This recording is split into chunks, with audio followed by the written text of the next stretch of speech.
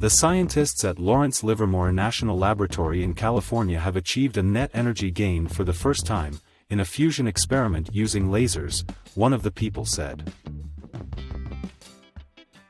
The FT first reported the experiment.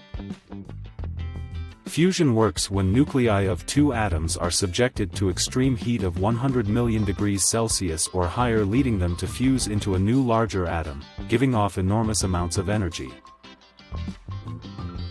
But the process consumes vast amounts of energy, and the trick has been to make the process self-sustaining and get more energy out than goes in, and to do so continuously instead of for brief moments. Running an electric power plant off fusion presents tough hurdles, however, such as how to contain the heat economically and to keep lasers firing consistently. Energy Secretary Jennifer Granholm is slated to hold a media briefing on Tuesday at 10 a.m. Eastern Standard Time on a major scientific breakthrough. The department has no information ahead of the briefing, a spokesperson said. Lawrence Livermore focuses mainly on national security issues related to nuclear weapons, and the fusion experiment could lead to safer testing of the nation's arsenal of such bombs. But advances at the labs could also help efforts at companies that hope to develop power plants fired by fusion, including Commonwealth Fusion Systems, Focused Energy, and General Fusion. Investors including Bill Gates, Jeff Bezos, and John Doerr have poured money into companies building fusion. Private industry secured more than $2.8 billion last year, according to the Fusion Industry Association, for a total of about $5 billion in recent years.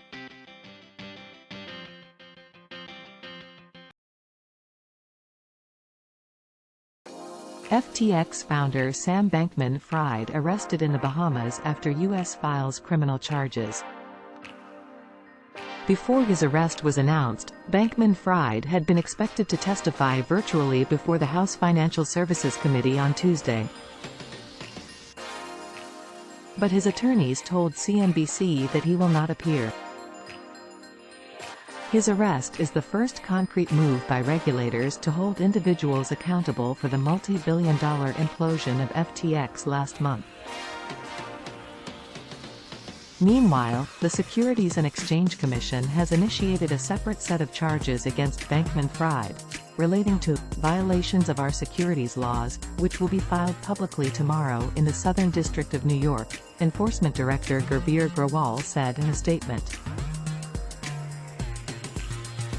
Bahamas Attorney General Ryan Pinder said that the United States was likely to request his extradition. The Royal Bahamas Police Force confirmed his arrest and said he would appear in magistrate court in Nassau on Tuesday. In a statement, Bahamian Prime Minister Philip Davis said, "The Bahamas and the United States have a shared interest in holding accountable all individuals associated with FTX who may have betrayed the public trust and broken the law." While the United States is pursuing criminal charges against SBF individually, the Bahamas will continue its own regulatory and criminal investigations into the collapse of FTX, with the continued cooperation of its law enforcement and regulatory partners in the United States and elsewhere, continued the statement. Bahamian regulators and FTX's attorneys had been engaged in a bruising battle in chambers and in the court of public opinion. Earlier Monday, FTX attorneys accused the Bahamian government of allegedly working with Bankman-Fried to spirit away FTX assets from company control and into crypto wallets controlled by Bahamian regulators. Bankman-Fried's arrest by Bahamas law enforcement, as well as his expected extradition, suggest that close cooperation between the Bahamas and the U.S. will continue to evolve throughout the bankruptcy proceedings. The Bahamas and the United States have had an extradition treaty in place since the early 20th century, when the Bahamas was still under British control. The current treaty was signed in 1990 and requires that the requesting party provide an arrest warrant issued by a judge or other competent authority. In November, FTX and its affiliates filed for bankruptcy and Bankman-Fried stepped down from his role as CEO. The crypto trading firm imploded in spectacular fashion following a run on assets similar to a bank run. FTX's collapse was precipitated when reporting from CoinDesk revealed a highly concentrated position in self-issued FTT coins, which Bankman-Fried's hedge fund Alameda Research used as collateral for billions in crypto loans. Binance, a rival exchange, announced it would sell its stake in FTT, spurring a massive withdrawal in funds. The company froze assets and declared bankruptcy days later. Reports later claimed that FTX had commingled customer funds with Bankman-Fried's crypto hedge fund, Alameda Research, and that billions in customer deposits had been lost along the way. Bankman-Fried was replaced by John J. Ray III, who had overseen Enron's bankruptcy.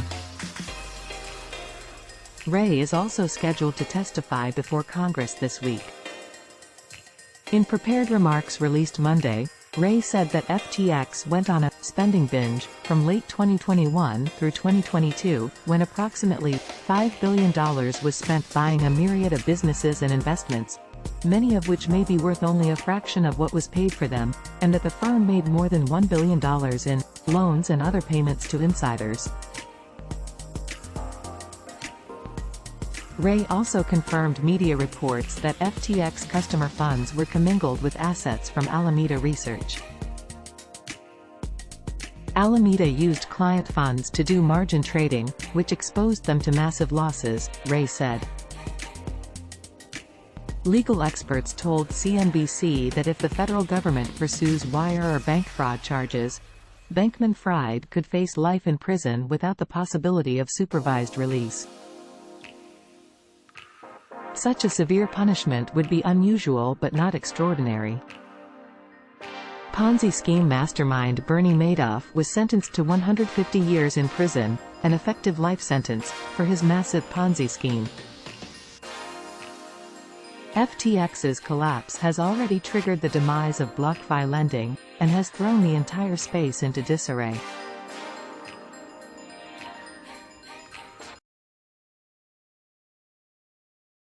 Lockerbie bombing suspect will not face death penalty. A man accused of making the bomb that downed Pan Am Flight 103 over Lockerbie, Scotland, 34 years ago was told he would not face the death penalty as he appeared in a U.S. court. The U.S. alleges that Abu Agila Masud was a Libyan intelligence operative and played a key role in the 1988 attack, which left 270 people dead. Scottish and U.S. officials announced on Sunday that Mr. Masud was in U.S. custody. He is the first person charged on U.S. soil in connection with the attack. The dead were citizens of 21 different countries, including 190 Americans and 43 Britons. It remains the deadliest terrorist incident to have taken place on British soil.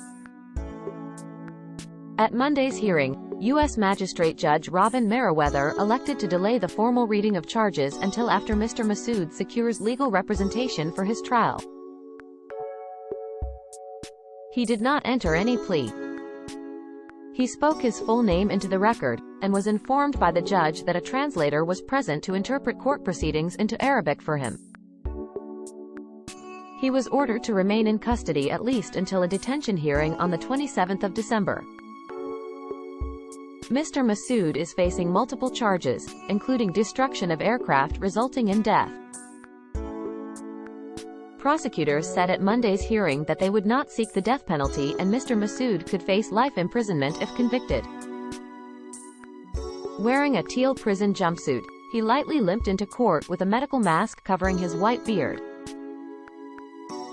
As the judge read out the three charges, he interrupted to say in Arabic, "I can't talk until I've spoken to my attorney." He is currently seeking legal counsel, which the judge said was his right after Mr. Masud rejected the offer of free representation from the public defender's office. They sat silently as the hearing got underway. Each of the charges he faces include a possible sentence of life in prison, the death penalty or a fine of up to $250,000. But U.S. prosecutors told the court they would not seek death, as they believe the punishment was not legally available at the time of his alleged crime. The U.S. Justice Department first announced criminal charges against Mr. Masud in December 2020.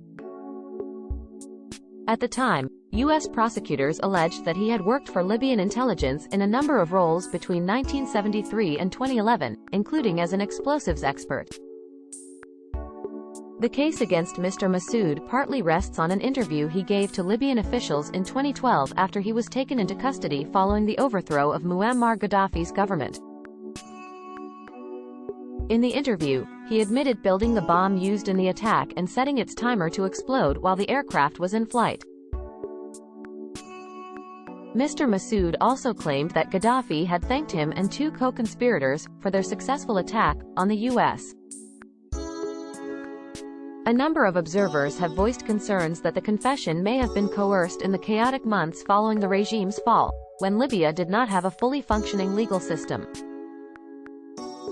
She added that the apprehension of Mr. Masud was the first tangible step by U.S. authorities to hold anyone accountable for the bombing after what she described as a decades-long miscarriage of justice. It remained unclear how Mr. Masud came to be in U.S. custody. In late November, it was reported that he had been kidnapped by armed militia members in Tripoli. The Scottish government released him on compassionate grounds in 2009, and he died in Libya 3 years later. In a statement on Monday, she called the U.S. prosecution of Mr. Masud a legal breakthrough, adding that Scottish authorities welcomed the American inquiry. The recent developments demonstrate that there can be no time limits placed on the pursuit of justice, Ms. Bain said.